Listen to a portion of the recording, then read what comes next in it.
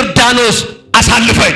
እኔ ከዮርዳኖስ ማዶ የሚቀር ትውልድ አይደለም። ዮርዳኖስ ሌሎችን ሊያሻግር ይችላል። የቃል ኪዳን ትውልድ ግን ማቆም አይችልም። ዮርዳኖስ መሻገር የሚችሉ ሰዎች ምድረ በዳ ላይ የሞቱ ሰዎች አይደሉም። አዲስ ትውልድ ነው። መንገድ ላይ እንዳይሻገሩ ሞቱ፣ አለቁ። እነዚህ ሰዎች ደግሞ አዲስ ትውልድ ናቸው። በኢያሱ የሚመሩት ማለት ነው። ማለት ቀሪ ትውልድ አይደለም። ሴቪንግ የተደረጉት አይደለም። መልእክት ሰምቶ ምድረ በዳ ላይ የሚቆሙ አይደለም። የሚሞቱት አይደለም።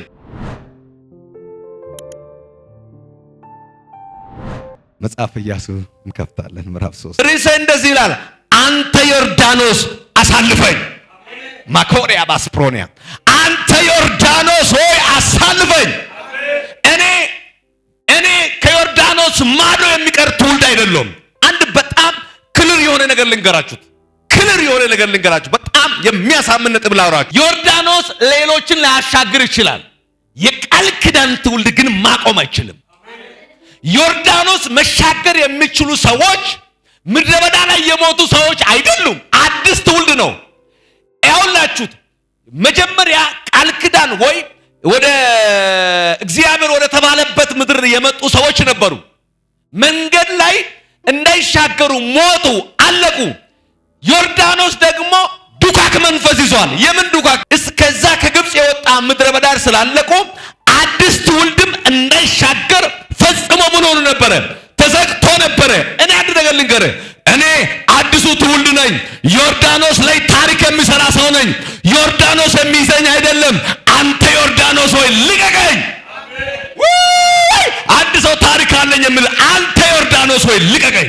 እኔ ለዚህ ነው ያልኩህ፣ አንተ ዮርዳኖስ ሆይ አሳልፈኝ፣ አሳልፈኝ፣ በልል በል፣ አሳልፈኝ፣ አሳልፈኝ፣ መርገም አሳልፈኝ። እኔ አዲሱ ትውልድ ነኝ። የእግዚአብሔር ብሌሲንግ ያለው ትውልድ ነኝ። አንድ በልልኝ ከነገር ጨክነ አሳልፈኝ በል። ማሻዲ አላ እንዴት እንደማወራ አላውቅም። በእውነት ነው ወገኖች ምላችሁ። በጣም የገረመኝ የእስራኤል ሕዝብ እንግዲህ ከግብጽ ወጥቶ እንደመጡ ታውቁታላችሁ። ብዙዎች ምድረ በዳ ላይ እንዳለቁ።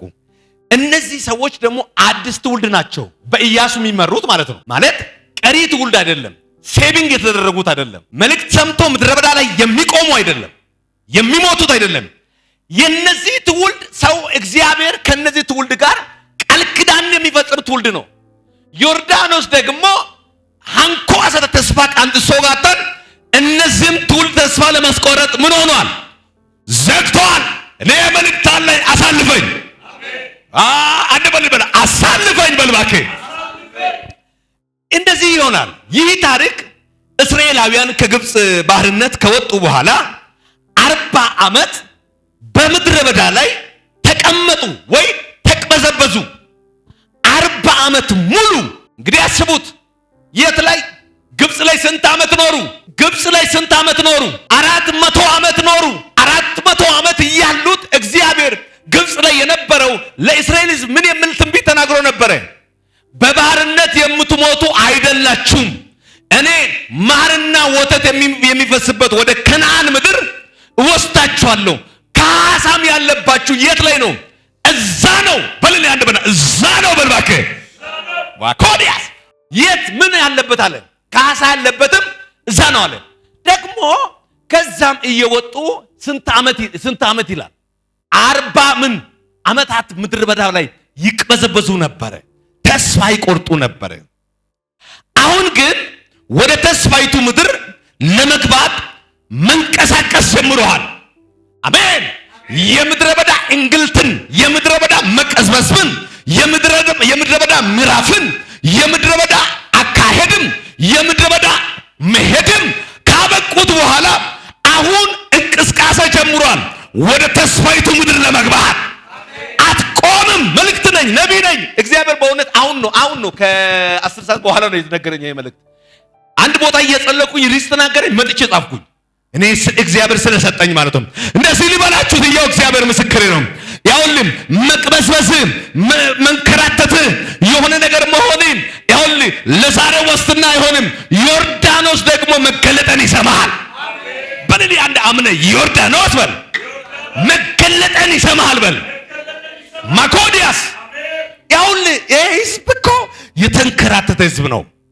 ምድረ በዳ ላይ ራሱን ህይወቱን ቤቱን የጨረሰ ህዝብ ነው። ነገር ግን አሁን ወደ ተስፋይቱ ምድር ለመግባት እየመጡ በነበረበት ጊዜ ዮርዳኖስ ፈጽሞ ምን ሆኖ ነበረ? ተዘግቶ ነበረ። ወንዙም ወደ ክረምት አካባቢ ስለሆነ ሞልቶ ነበረ።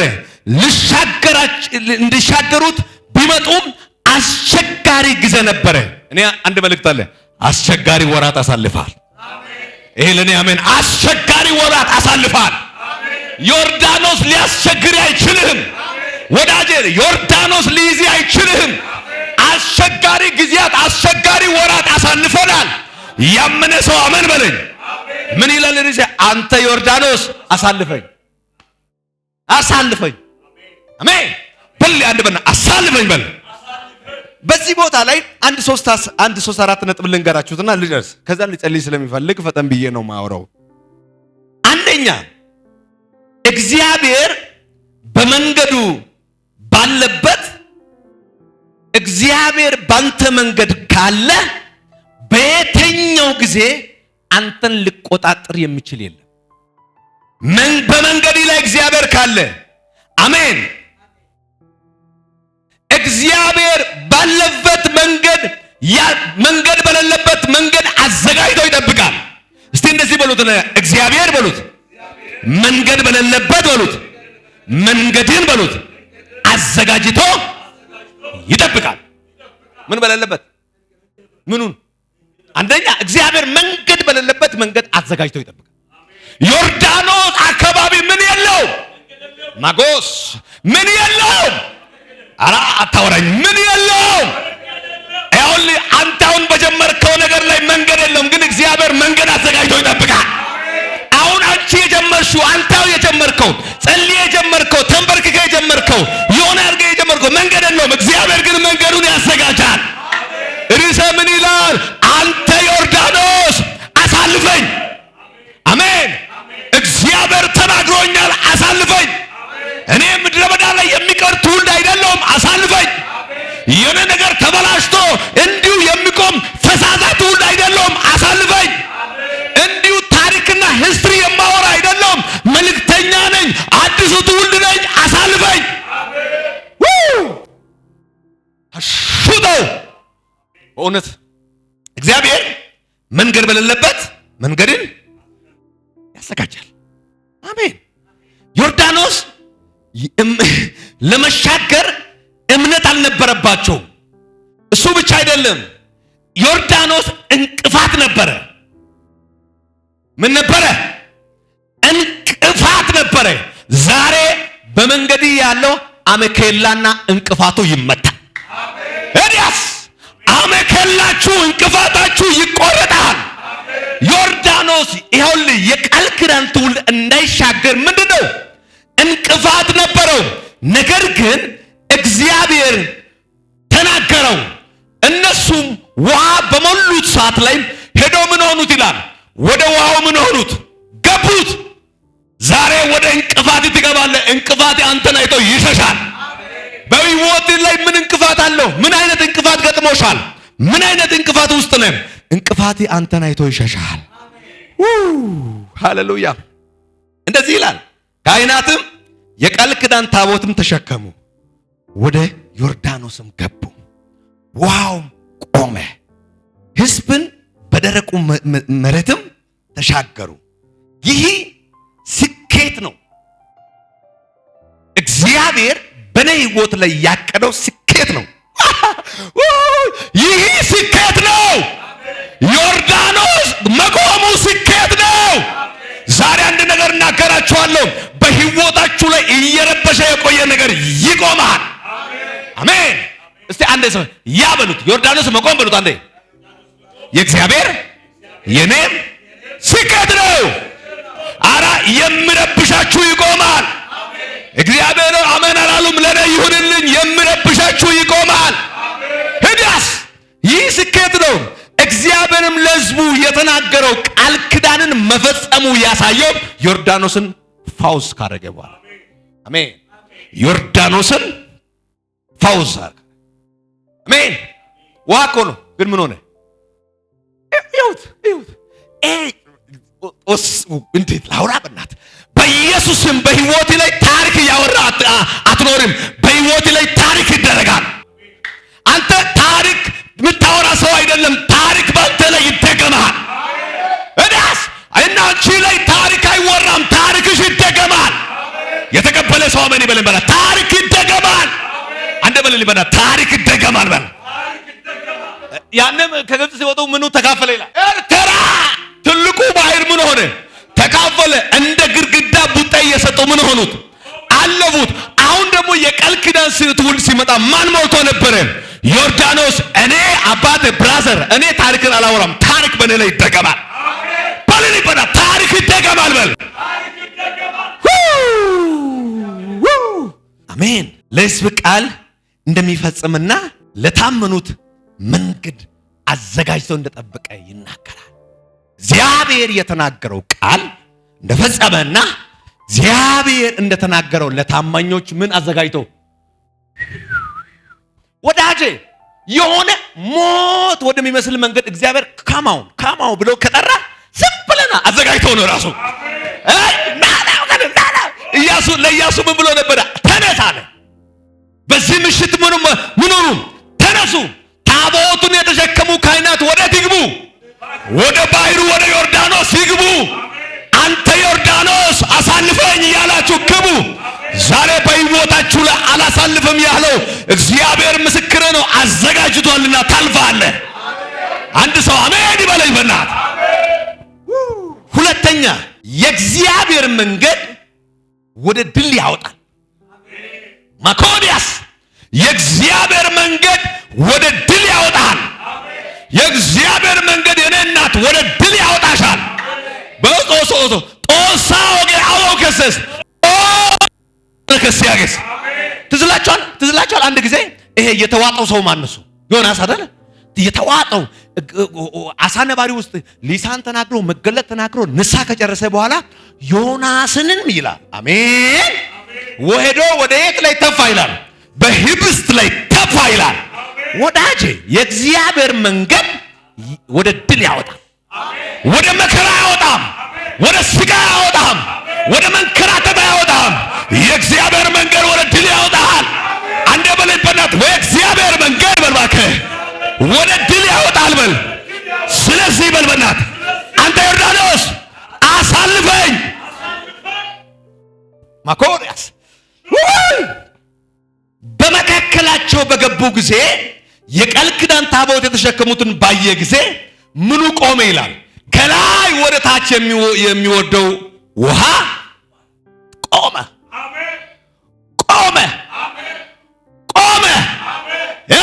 ልተነብይ ባንተ ህይወት ላይ መከራ ፈተና ውስጥ ያላችሁት ዛሬ ከዚህ በዚህ ከሰዓት በኋላ የሆነ ነገር ይቆማል። ለኔ አሜን። የሆነ ነገር ይቆማል። እኔ ነቢይ ነኝ። የሆነ ነገር ይቆማል። ምን ሆነ ይላል? ቆመ ብቻ ሳይሆን ተቋረጠ።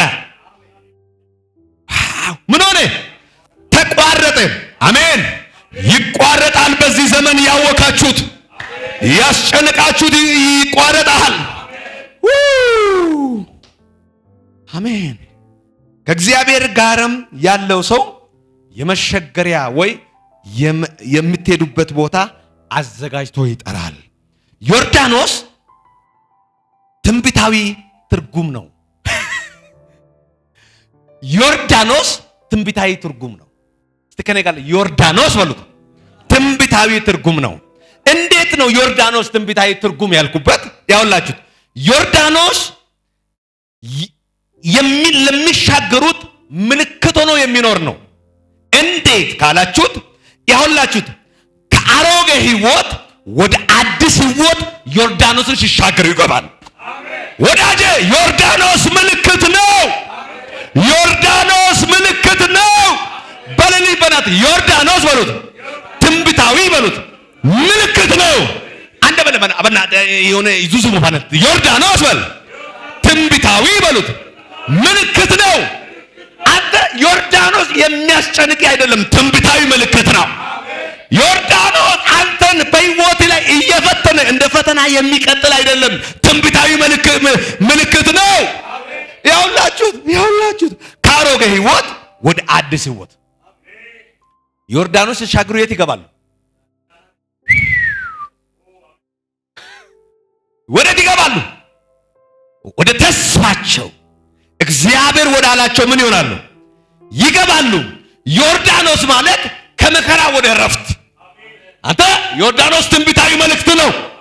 ያውላችሁ ከምን ከመከራ ወደ እረፍት፣ ከድካም ወደ በረከት። አሜን። ከመጠራጠር ወደ እምነት ይገባሉ። ያውልን ዮርዳኖስ ከአሮጌ ህይወት ወደ አዲስ ህይወት መግባት ይሆናል። ዮርዳኖስ ከመከራ ወደ እረፍት። ዮርዳኖስ ማለት ከድካም ከኪሳራ ወደ በረከት። ዮርዳኖስ ማለት ከጥርጥር ወደ እምነት የሚያሻግር ነው። አንተ ዮርዳኖስ አሻጋሪ ነው፣ ከልካዩ አይደለም። አንተ ዙሪያ ላይ የተመደበ ከልካይ አይደለም፣ አሻጋሪ ነው። ዛሬም በፊታችሁ የቆመ ዮርዳኖስ፣ በስራችሁ የቆመ ዮርዳኖስ፣ በመንገዶቻችሁ የቆመ ዮርዳኖስ፣ በምትሄድበት በአገልግሎታችሁ የቆመ ዮርዳኖስ፣ ከምትሄዱበት ጎዳና ላይ የቆመ ዮርዳኖስ፣ በምትሄዱባችሁ አቅጣጫችሁ ላይ የቆመ የሞላ አላሻገርም የሚል ዮርዳኖስ መልእክተኛ ነው። አንተ ዮርዳኖስ ማለት ትንቢታዊ መልእክት ነው። ስለዚህ እንደዚህ ነው። የተዘጋን የሚከፍት ነው። ተስፋ የቆረጠ ወደ ተስፋው የሚያደርስ ነው። ምድረ በዳ እንዲቀሩ የሚያደርግ ሳይሆን እግዚአብሔር ወደ ተናገረው ወደ ተስፋይቱ ምድር የሚያስገባ ነው። ምን ዮርዳኖስ በጣም ቁም ነገር አለው። ከአሮጌ ህይወት ወደ አዲስ፣ ከፈተና ወደ ተስፋይቱ፣ ከኪሳራ ወደ በረከት፣ ከጥርጣሬ ወደ እምነት። ሌላ ጊዜ ነው ደማሮ። ሶስተኛ ዮርዳኖስ የትውልድ የለውጥ ምልክት ነው። በሉት ከኔ ጋር ዮርዳኖስ በሉት፣ የትውልድ በሉት፣ የለውጥ መንገድ ነው። አሜን። ወይ ምልክት ነው። ዮርዳኖስ የትውልድ ለውጥ ምልክት ነው። አሜን። ከዛም በኋላ እግዚአብሔር ወዳለው ምን ይሆናሉ? ይደርሳሉ። ልተነብይ አንተ ዮርዳኖስ ምን አርገኝ? ማቆስ አንተ መልእክተኛ ምን አርገኝ? ወይኔ እስቲ አንዴ ማለት በሉት። ያውላችሁት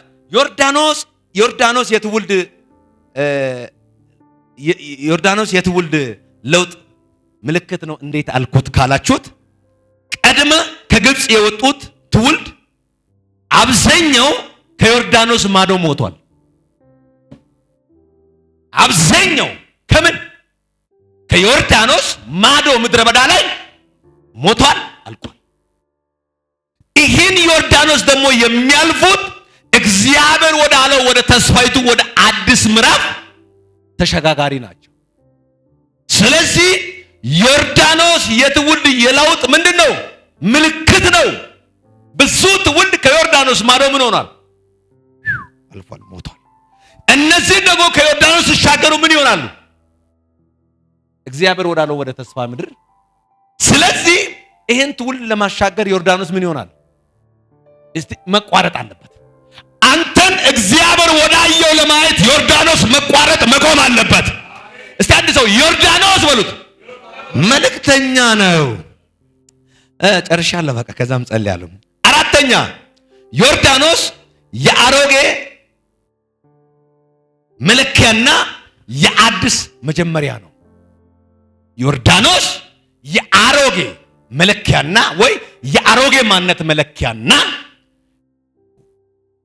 የአዲስ መለኪያና የአዲስ መጀመሪያ ነው። ከዛም በዛ ያሉት የአሮጌ መለኪያ የነበሩ ሰዎች ሞቷል። እዚህ ያሉት ደግሞ ዮርዳኖስ ከተሻገሩ በኋላ ምን ይጀምራሉ? አዲስ ምዕራፍ ይጀምራሉ። እግዚአብሔር በዚህ ማታ አዲስ ምዕራፍ ያስተምርሻል። አዲስ ምዕራፍ ያስተምራቸዋል። አዲስ ምዕራፍ ይጀምራቸዋል። ስለዚህ ብዙ ትውልድ ምድረ በዳ ላይ ምን ሆኗል? ቀሩ። ብዙ ትውልድ እግዚአብሔርን እያገረመሩ የነበሩት ቀሩ። እነዚህ ደግሞ ዮርዳኖስም ተሻገሩና ወደ ተስፋይቱ ገቡ። አምስተኛና የመልእክት መጨረሻ ሳይሆን ምሽትን ስለሆነ አምስተኛ ተናግሬ ያበቃል። አምስተኛ በጣም ደስ ያለኝ ነው። አምስተኛ ሌላ ጊዜ ቀጥላለሁ። አምስተኛ ዮርዳኖስ የእምነት ድንበር ነው። ዮርዳኖስ የእምነት ድንበር ነው። እስቲ አንድ በለኝ፣ ዮርዳኖስ በል፣ የእምነት በል፣ ድንበር ነው። ይኸውልህ ዮርዳኖስን መሻገር የሚችለው እምነት የሌለ አይሻገርም። ስለዚህ ዮርዳኖስ ማለት የምን ድንበር ነው? የእምነት ድንበር ነው። ስለዚህ ምን አለው ለኢያሱ? ምን አለው? ምኑን የተሸከሙ ሰዎች አለ? ታቦትን የተሸከሙ ሰዎች ወዴት ይግቡ? ወደ ዮርዳኖስ ይግቡ።